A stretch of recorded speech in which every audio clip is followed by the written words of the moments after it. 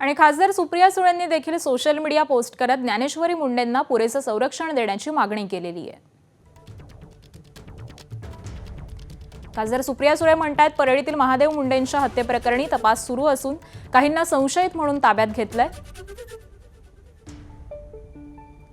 परंतु या टोळीतील काहींनी मुंडे कुटुंबाला दमदाटी करण्यास सुरुवात केल्याचं ज्ञानेश्वरी मुंडेंचं म्हणणं आहे।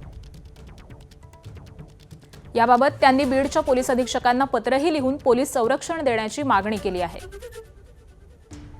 या प्रकरणाची पार्श्वभूमी आणि आजवरचा घटनाक्रम लक्षात घेता